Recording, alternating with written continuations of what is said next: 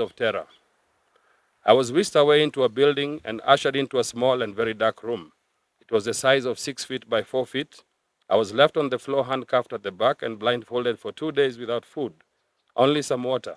That was People power. Higher power. People power. Higher power. People power. Higher power. Who are the people? We are the Who people. are the people? We are the people. People power. Higher power. People power. Higher power. Who are the people? We are the people. Who are the people? We are the people. Who are the people? We are the people. A luta continua. sorry. Viva Bob Njagi, viva. Viva! Viva Bob Njagi, viva. Viva! Viva comrades, viva. Viva! Viva comrades, viva. Viva! Viva. Viva. Sorry. Good afternoon, members of the Fourth Estate. Thank you for joining us today for this presser. I'm going to read out my statement, which is in writing, and thereafter I'm going to share it with you also for publication. The title is Bob Njagi, Kitengela 3 Press and Public Statement on Recent Abductions. Revolutionary greetings. I take this opportunity to welcome members of the mainstream media and social media fraternity as they cover this press and public statement for the victims of state abduction, commonly referred to as the Kitengela 3, namely Bob Njagi, Longton Jamil, and Asley Longton. Today, Wednesday, the 9th of October, marks 20 days since our release from abduction and forceful detention without trial. During these few days, we have been undergoing medical treatment, both psychosocial support and physical examination in various health centers, hence the prolonged silence since our release. Prior to our abduction on the 19th of August 2024, Free Kenya movement had been on the forefront of the protest demonstrations against the draconian Finance Bill 2024, which later mutated into pro-good governance demos that demanded for the dissolution of parliament and the resignation of President William Ruto and his deputy, Honorable Rigathi Gachagua, for gross violations of the Constitution and failing to uphold and protect the sovereignty of the Kenyan people. During the protest, I was singled out and targeted by security agencies for leading the protest. I was illegally arrested twice on 2 separate occasions. On both occasions, I was violently arrested and physically assaulted by the police and denied my right to seek counsel or communicate with my family members. I was presented before a court to answer to the fictitious and trumped-up charges. One of these cases has since been dismissed by the prosecution for lack of evidence. Why then did they have to arrest and subject me to inhumane treatment while knowing so well that I was innocent and they lacked any evidence? The other matter will be heard on the 14th of October, 2024 in Kajiado Magistrates Court, number 1. It is important to note that all demos, we have always notified the police in accordance to Article 37 of the Public Order Act and further requested them for security during the demos. As the demos intensified countrywide, we all witnessed the introduction of hooligans whose aim was to disrupt the peaceful protest by causing chaos, looting, stealing, and destruction of property. The aim was to create panic and fear amongst the business community, as well as to deter the Gen Zs from participating in the demos. The police and sympathizers of Kenya Kwanza administration were quick to blame the protesters before undertaking any investigation to ascertain the truth. This strategy, however, did not deter us from proceeding with peaceful protests, much to the dissatisfaction of those who had organized the thugs. The police, instead of arresting or stopping those who are looting from the business community, focused on arresting and shooting and killing innocent protesters. Many businesses in various towns and cities suffered huge losses as a result of looting by hired goons. The Gen Z-led protests have been calling for good governance, accountability, and a fight against corruption. Hence, there is no room for thuggery or hooliganism. It will be counterproductive to what we are demonstrating against. Most of the shops looted have CCTV cameras. Why haven't the police used that footage to identify and arrest the real criminals? During the anti-finance bill protest, many young Kenyans have been injured, illegally arrested, abducted, and others died through extrajudicial killings. There have been serious gross violations on human rights that amount to crimes against humanity by security agencies. Government institutions tasked with the role of oversight, such as the Independent Police Oversight Authority, have clearly no powers to arrest or prosecute any rogue police officers. Their attempts to investigate the police have been distracted and hampered in order to cover up the truth. The Kenya police have violated the constitution severally, yet they are the ones who are entrusted with enforcing the same laws. The use of excessive force such as live bullets, water cannons, tear gas, etc., while concealing their faces to avoid identification has been the modus operandi. To date, no police officer has been brought to book to answer to the charges of assault, misconduct, abuse of office, use of excessive force, abduction, murder, etc.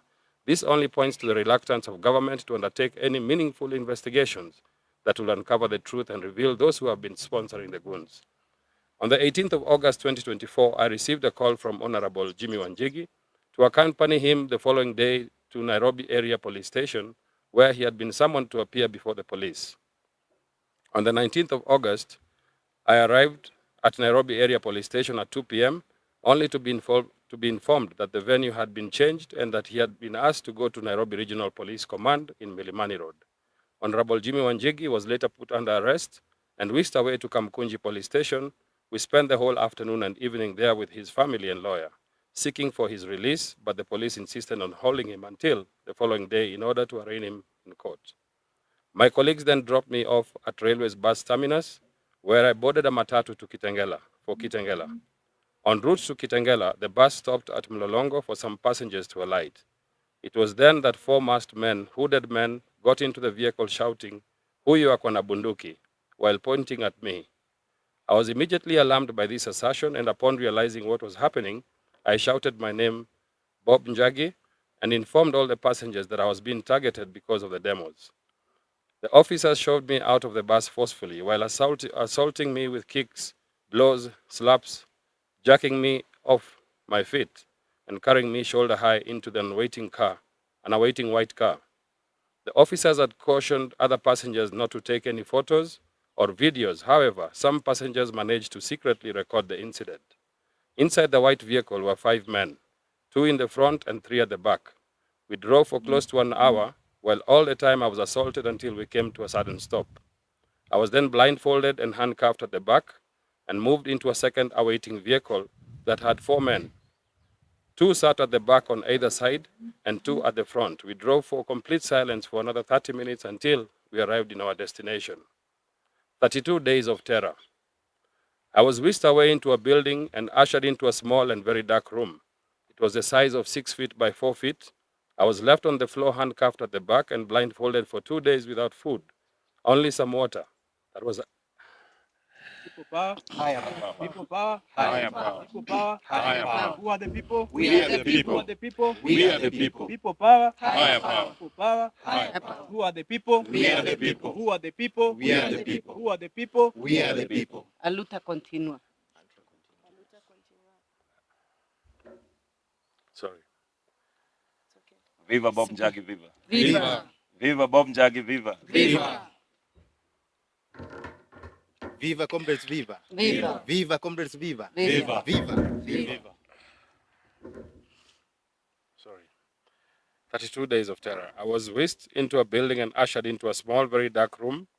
It was a size of 6 by 4. I was left on the floor, handcuffed at the back, and blindfolded for 2 days without food. Only some water that was administered occasionally by one of the men. On the 3rd day, the handcuffs were removed from the back side, and my hands were cuffed on the front side. I was then moved into another room. The second room had a small withered mattress and a blanket. This is where I stayed locked up, handcuffed, blindfolded for the next 30 days. The room was completely sealed with no light during the daytime or nighttime. The only human interaction I got was when the door would be opened twice a day. In the morning, they would open and hand me a cup of tea while removing the waste bucket and replacing it with another one. During lunch hour, I was served with a meal that would barely keep me alive. The food was unpalatable, but I forced myself to eat in order to get some strength and to live to see another day, hoping and praying that God would rescue me from this ordeal. My health depreciated very fast and lost a lot of weight. I was dehydrated and lost a lot of weight during the 32 days of abduction. Once a week, I would be led blindfolded into a room where I showered for 10 minutes before returning back to my cell. I was held incommunicado throughout my abduction and denied all freedoms and rights enshrined in our Constitution: the right to a fair trial, freedom of association, freedom of speech, freedom from torture, and freedom from abduction. On September 20th, 2024, at about 12:30 a.m., two men came to the cell and asked me to get up and get dressed. I was then taken outside the building into an awaiting vehicle. They removed the handcuffs and replaced them with plastic tie knots, but I remained blindfolded. We drove around the vehicle for about 30 minutes in complete silence. Finally, the car stopped and one of the men informed me that they were going to release me, gave me some money, 400 shillings for bus fare, and removed me from the car. They asked me to sit on the ground and to remain there until they left. I heard the doors shutting and the cars speeding off. By the time I removed my blindfold, they had already disappeared into the dark. I stumbled on my feet and started walking without knowing where I was. In about 15 minutes, I got to Tigoni police station. It was there that I reported the matter, which was booked in the OB. I requested the officers to contact my family, which they did. The OCS Tigoni police station arrived at about 2 a.m., where she asked me to write a statement. I complied, and later my family members arrived, picked me up, and took me home. I have since been recuperating, healing from this horrific experience. I wish to take this opportunity to extend my heartfelt gratitude and thank all Kenyans of goodwill who have prayed, lobbied for our release from abduction. I wish to single out my family, my parents and siblings and relatives, friends, the Law Society of Kenya, the Defenders Coalition, the Kenya National Commission on Human Rights, comrades of the Free Kenya Movement, various human rights organizations, civil society organizations, the mainstream media and social media fraternity, leaders from various including Honorable Jimmy Wanjigi, Honorable Kalonzo Musyoka, Honorable Eugene Wamalwa, Honorable Wajakoya, Senator Umtata, Honorable Kioni, activists from the social justice movements, and the judiciary for their exemplary role of justice. I thank God for being faithful and for the continued gift of life and good health. I take note that the petition against the IG and CS for Interior is pending in the High Court, though the Judge Lawrence Mugambi has since recused himself from the case. We intend to pursue this case to its most logical conclusion. The state should be held responsible for our abduction and that of many other Kenyans, since it is their duty to provide security to all persons and protect their lives and property.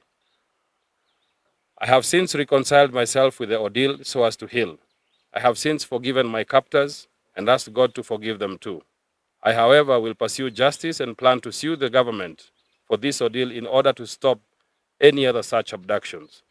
I call upon this government to immediately put an end to all cases of demonstrations from the year 2023 to 2024. Furthermore, we call on the government to recognize and compensate families who have lost their loved ones during these protests as a sign of goodwill, honor, and respect. My spirit is more emboldened, my heart is more fortified, my body is more resilient, and my mind is more focused. I shall continue to lobby for good governance and accountability. I remain to be a strong voice for the weak, the marginalized in society, more so persons with disability, orphans, and widows.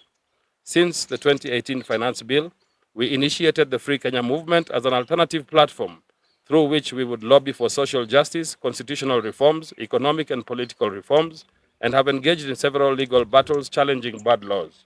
We have been and continue to collect signatures from registered voters in order to initiate a people's dialogue, otherwise known as a referendum. You can access the referendum and signature collection portal on www.freekenya.co.ke or www.freekenyasignatures.com. End of statement. People power. Higher power. People power. Higher power. Higher power. People power. Higher power. People power. Who are the people? We are the people. Who are the people? We are the people. Watu ni nguvu. Nguvu ni watu. Watu ni nguvu. Nguvu ni watu. Nguvu ni watu. Watu ni nguvu. Nguvu ni watu. Watu ni nguvu. Watu ni nani? Watu ni sisi. Watu ni nani? Watu ni sisi. Thank you.